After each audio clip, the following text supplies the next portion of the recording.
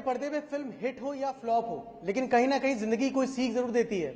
लेकिन जो फिल्म आपको जिंदगी जीना सिखा दे, उस फिल्म का नाम होता है मार्गरेटा विथ स्ट्रॉ। आप दोनों का पहले तो स्वागत है और जानना चाहूंगा ये फिल्म किस बारे में है।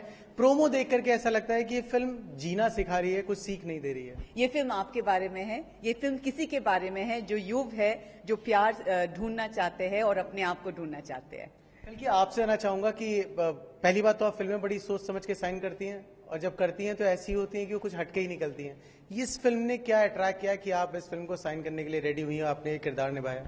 स्क्रिप्ट ने अट्रैक्ट किया, क्योंकि सोनाली ने मुझे स्क्रिप्ट भेजा और मुझे उस समय कुछ नहीं पता था सोनाली की पहली फिल्म के बारे में। तो मैंने स्क्रिप्ट पढ़ी, 1.5 घंटे में इमीडिएटली कॉल किया और बोला कि मुझे करना चाहिए, बहुत इंटरेस्टिंग स्क्रिप्ट है, लेकिन डर बहुत लग रहा है क्योंकि इतना काम करना पड़ेगा, इतना मेहनत करना पड़ेगा इसके लिए। But basically what I loved in the script was कि ये लाइला जो किरदार है, 5 मिनट बाद जब हम स्क्रिप्ट पढ़ रहे हैं उसकी डिसेबिलिटी के बारे में हम सोचते ही नहीं। हाँ, उस डिसेबिलिटी डिसअपियर हो जाता है और एक ऑर्डिनरी लड़की की कहानी हो जाती है जो प्यार ढूंढती है, जो पहली बार किसी से प्यार करती है और फिर पहली बार ड्रिंक करती है और फिर मम्मी के साथ झगड़ा होता है। वो सब जो हम सबको होता है जब टीनेजर्स हैं। तो ये है कहानी and it's a very real story. कहीं ना कहीं आपने जिस हिसाब से मैंने सुना कि आपकी निजी जीवन से कहीं ना कहीं ये कहानी रिलेटेड है, आपकी बहन के साथ ऐसा कुछ था। बहुत रेयर लोग होते हैं, मैं आपको इस बात के लिए पहले तो बधाई देना चाहूंगा, जो इस चीज को एंजॉय करते हैं, उनमें से एक आप हैं। किस तरीके ये सब कुछ एक साइड में, लेकिन फिर भी फीलिंग्स क्या थी इन सब चीजों को लेकर के जब फिल्म बन रही थी? जैसे मालिनी जो मुझसे सिर्फ 1 साल छोटी है, हमने एक साथ बड़ा हुआ, तो हमने कभी उसे अलग तरह से नहीं देखा और अलग तरह से नहीं सोचा। हम साथ में स्विमिंग करते थे, खेलते थे, लड़ाई करते थे, पीते थे, सब कुछ करते थे, बड़े हो गए ऐसे।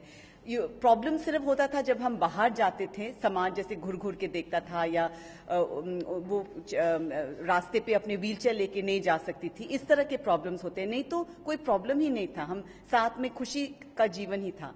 बहुत साल के बाद एक बार बात हो रही थी और फिर उसने ये कहा कि काश मुझे भी कोई ऐसा मिलता जो मुझे प्यार करे, मुझे भी किस करने का मौका मिले। वो मुझे बहुत दर्द हुआ एज अ सिस्टर, वो सोच के। और फिर मैंने सोचा ये एक बताने वाली लायक कहानी है कि ऐसे बहुत लोग हैं और उनका दिल में भी ये भाव है और बहुत लोगों ने एक्सपीरियंस किया और हम सोचते एक्सपीरियंस नहीं किया, और कुछ ऐसे हैं जो एक्सपीरियंस करना चाहते और एक बाउंड्री है, एक बाधा है, बैरियर है, ये लोग सोचते नहीं इसको हम कैसे किस करेंगे। तो ये सब ब्रेक करने के लिए हमने ये कहानी। वर्षा, ऐसा भी कर सकते हैं कि जो इस तरीके की फीमेल्स होती हैं वो ये सोचती हैं कि हम इस तरीके की बात कैसे करेंगे, ये भी तो हो सकता है।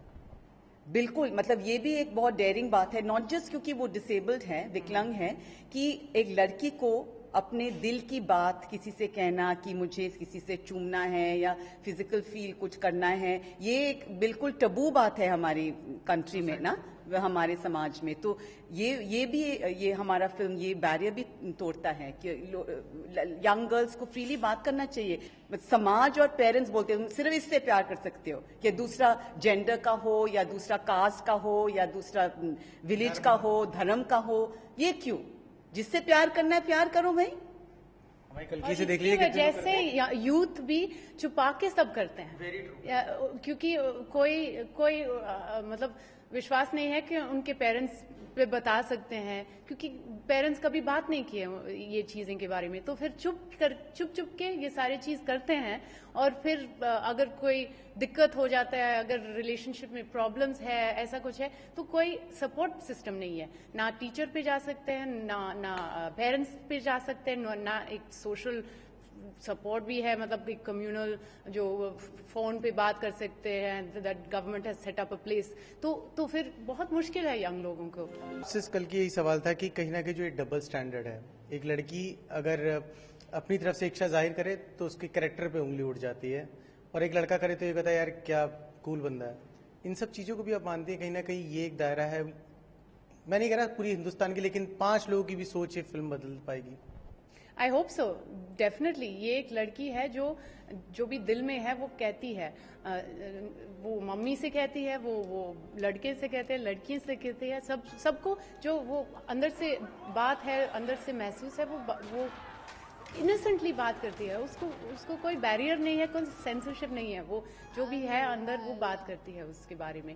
तो ये बहुत ज़रूरी है आई थिंक हमारा समाज में, हमारे मतलब टाइम्स में कि लोग डर ना, जो अंदर से कहना है, जो अंदर से महसूस हो रहा है कि वो नेचुरल चीज़ है, अंदर से आ रहा है ना, ऐसे नहीं कि बाहर से इन्वेंट करके किया हमने, हम जो अंदर से फील कर रहे हैं वो तो कहना चाहिए ना। बिल्कुल कहना चाहिए। अच्छा एक चीज बताइए, हिंदुस्तान में ऐसी फिल्मों को कहा जाता है छोटी फिल्में हैं, मानती हैं आप? आपने भी बहुत सुना होगा अब तक। ये बहुत बड़ी फिल्म है ना, फिल्म बड़ी होती है लेकिन छोटी फिल्म कह के उसका, लेकिन टोरंटो फिल्म फेस्टिवल में लोग जब स्टैंडिंग ओवेशन देते हैं, उसके बाद हिंदुस्तान में इस तरह का रिएक्शन मिलता है। आपको क्या लगता है इस सब चीज के बारे में? नहीं, किसी ने हमें वैसे मीडिया ही बोलते हैं क्या छोटी फिल्म है या आर्ट हाउस फिल्म है, हमें बहुत गुस्सा लगता है क्योंकि ये एक हिंदी फिल्म है, बॉलीवुड फिल्म है, रोम कॉम है, बहुत मजेदार फिल्म है, बड़ी फिल्म है इन vision, in its performance, in its style and everything. Budget छोटी होने से इल्जाम आ जाता है कि हम 100 करोड़ क्यों वेस्ट करें, कंट्री में इतना गरीबी है तो खामा फिल्मों में 100 करोड़ डालने की कोई जरूरत ही नहीं है। बहुत बढ़िया अच्छी फिल्म बन सकती है कम बजट में, और इसका मतलब नहीं कि